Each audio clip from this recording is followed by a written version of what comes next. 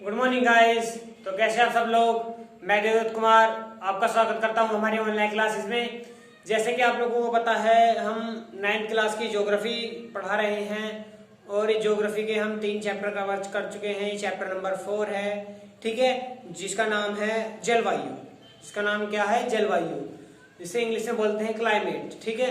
तो हम इस जलवायु के बारे में 3-4 वीडियो हमने बना ली है और आप लोग अच्छी तरह शायद आपने पढ़ भी ली होंगी। क्लाइमेट क्या होता है, वेदर क्या होता है, ठीक है, उसके बारे में है। और जलवायु नियंत्रण क्या होता है, और जम्मू कश्मीर में कितना टेम्परेचर होता है, जम्मू और राजस्थान में कितना टेम्परेचर होता है, इसके बारे में हमने पढ़ा था कि गर्म ठंडे कहाँ कहाँ किसके कारण होते हैं। लेकिन जो आज हमारा टॉपिक होगा वो भारत की जलवायु को प्रभावित करने वाले कारक। क्या होगा? भारत को जलवायु को प्रभावित करने वाले कारक होगा। और वे कारक क्या होते हैं? 2 प्रकार से होते हैं। कौन कौन से? देखो, होते तो और भी हैं, लेकिन आपको हम केवल आज ये 2 ही पढ़ाएंगे, अक्षांश और ऊंचाई हिमालय पर्वत, क्योंकि वीडियो ज्यादा लंबी हो जाती है, ठीक है। इसलिए से हम छोटी छोटी वीडियो बना लेते हैं ताकि आपको अच्छी तरह से समझ में आ जाए, ठीक है। तो आज जो पढ़ेंगे अक्षांश और ऊंचाई के या हिमालय पर्वत के बारे में पढ़ेंगे। अक्षांश के वजह से किस तरह से जलवायु को प्रभावित कैसे करते हैं और हिमालय की जलवायु को प्रभावित कैसे करते हैं, ठीक है। तो अक्षांश की बात करते हैं। तो सबसे पहले देखो, तुम्हें अक्षांश की पता होगी। अक्षांश क्या होते हैं? आप पढ़कर आए हो 6th class, 7th class, 8th class, ठीक है।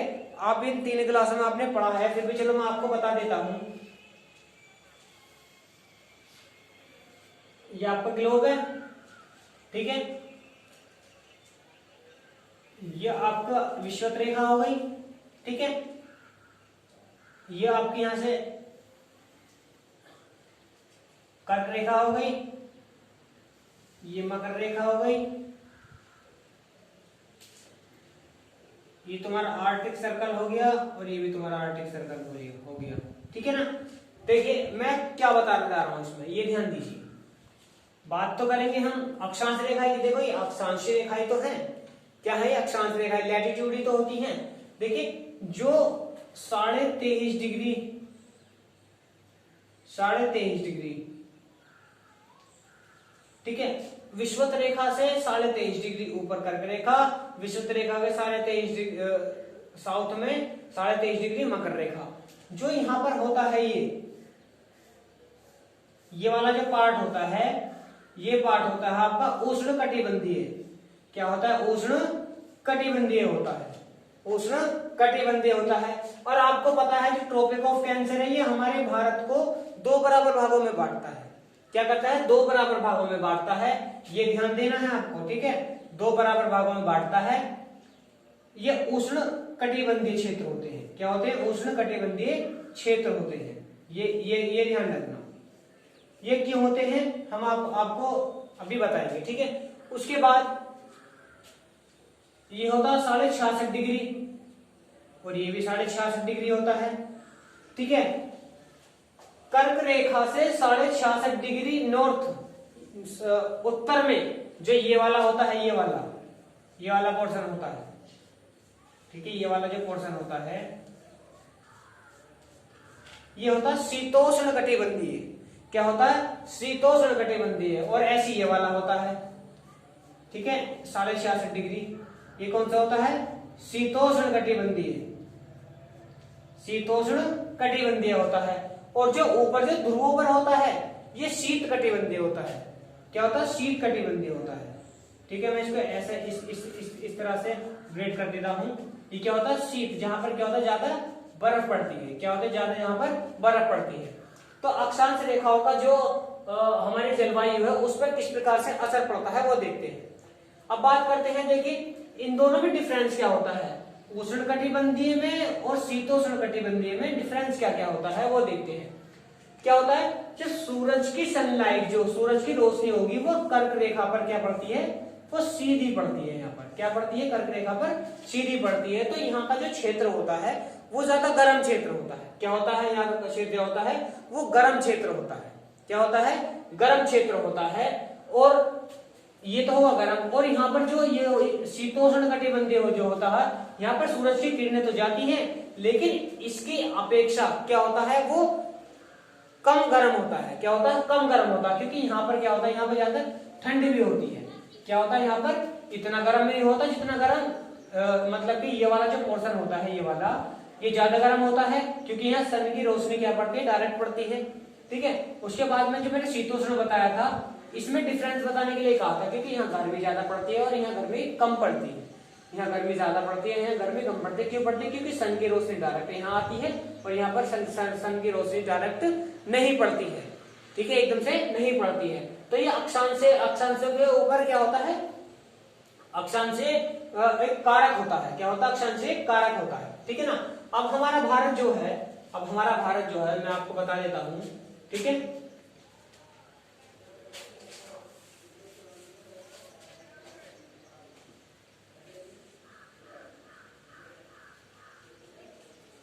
जो हमारा भारत देश है,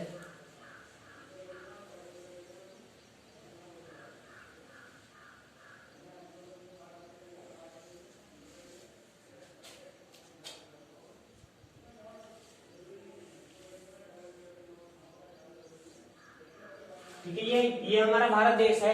ठीक है, आप लोगों को पता है कि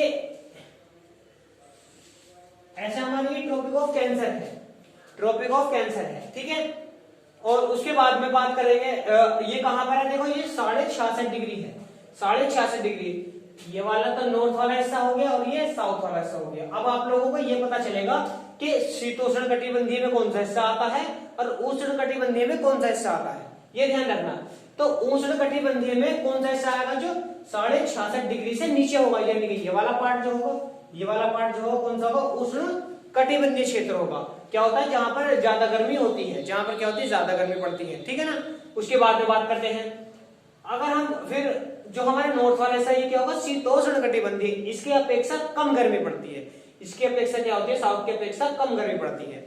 तो ठीक है, इससे क्या होगा, जो हमारी जलवायु होगी वो यहाँ पर क्या होगी, यहाँ थोड़ी ठंडी जलवायु होगी और यहाँ क्या होगी, बहुत ज्यादा गर्म जलवायु होगी। ठीक है ना। तो ये होते हैं हमारे अक्षांशीय कारण, होते हैं हमारी जलवायु के लिए।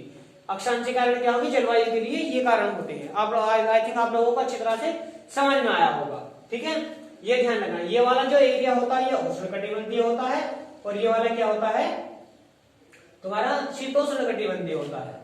ठीक है, ये थी हमारे अक्षांशीय विस्तार के बारे में। ठीक है, उसके बारे में बात करते हैं फिर हम ऊंचाई। जो दूसरा पॉइंट है हमारा, क्या, हिमालय पर्वत। हिमालय पर्वतों के, हिमालय पर्वत की औसत ऊंचाई जो है वो 6000 किलोमीटर, 6000 मीटर, सॉरी 6000 मीटर है औसत। ठीक है, देखो अब ये क्या होता है, ये इस प्रकार होता है। यहाँ से क्या होता है, ये इस प्रकार आपका क्या होता है, ये हिमालय होता है। क्या होता है, ये जो ना हिमालय होता है। और ये क्या होता है, इसमें मैंने क्या बताया था, शीत कटिबंधीय जो क्षेत्र होता, या एशिया के जो मध्य में जो देश होते हैं वो कैसे होते हैं, वो बहुत ज्यादा शीत होते हैं, यानी कि ठंडे देश होते हैं। वहां से क्या होती है, वहां से कुछ हवा आती है, कुछ ऐसे हवाएं चलेंगी। ठीक है, कुछ ऐसे क्या चलेंगी, हवाएं चलेंगी इस प्रकार से। और ये हवा क्या करेंगी, इस हवा के लिए क्या होगा, जो ये माउंटेन है, जो हमारा हिमालय पर्वत है, वो हिमालय पर्वत क्या कर लेगा, उसको वहीं पर रोक लेगा, वहीं पर क्या कर लेगा, रोक लेगा। तो यहाँ का एरिया क्या हो जाएगा, बहुत ज्यादा ठंडा हो जाएगा, बहुत ज्यादा ठंडा हो जाएगा। जब तो कहते हैं कि यहाँ का टेम्परेचर इतना लो क्यों रहता है और यहाँ का टेम्परेचर इतना हाई क्यों रहता है, इसके कारण होता है जो जम्मू कश्मीर का जो टेम्परेचर होता है वो -डिग्री में पहुंच जाता है। ठीक है, सपोज देन मान लीजिए आप, अगर यहाँ पर माउंटेन नहीं होता या ये हिमालय पर्वत ना होता तो ये हवाएं ऐसे आती और तुम्हारे भारत में भी बर्फ पड़नी स्टार्ट हो जाती है हर जगह। ठीक है, बर्फ पड़नी क्या होती, स्टार्ट हो जाती है, ऐसे वो निकल जाती हैं आपकी ये धाराएं। ठीक है, हम धाराओं के बारे में पढ़ेंगे अपने भारत में कि 10 जून से जुलाई तक, अगस्त से सितंबर तक कौन सी धाराएं चलती हैं। ठीक है, वो भी पढ़ेंगे, वो इसी के पार्ट हैं, जो इसी के पार्ट हैं वो आगे चलेंगे। लेकिन आज हम क्या कर रहे हैं, ये 2 पार्ट कवर कर रहे हैं। क्या कर रहे हैं, 2 पार्ट कवर कर रहे हैं। ठीक है, अक्षांश के बारे में पता चला और ये था हिमालय पर्वत के बारे में। जो मध्य स्तर से जो हवाएं आती हैं वो ठंडी हवाएं होती हैं, उन ठंडी हवाओं को क्या कर लेते हैं, जो हमारे हिमालय पर्वत होता है, हिमालय पर्वत रोक लेता है। इसके कारण वहाँ की जलवायु क्या होती है, वो ज्यादा ठंडी हो जाती है, और जो हमारे मध्य भारत की जलवायु होती है वो बहुत ज्यादा गर्म हो जाती है। ये क्या होता है, ये कारण होते हैं, ये क्या होते हैं, कारक होते हैं, भारत की जलवायु को प्रभावित करने वाले कारक होते हैं। ठीक है, तो आई होप आपको अच्छी तरह से ये कारक समझ में आए होंगे। आज जो किसी के समझ में नहीं आए हैं तो वीडियो को दोबारा रिवाइंड करके देख सकता है और कमेंट कर सकता है, जो चीज समझ में नहीं आई है तो आपके कमेंट का जल्द से जल्द रिप्लाई दिया जाएगा। ठीक है, तो आई होप अच्छी तरह से आपको ये टॉपिक समझ में आया हो। धन्यवाद।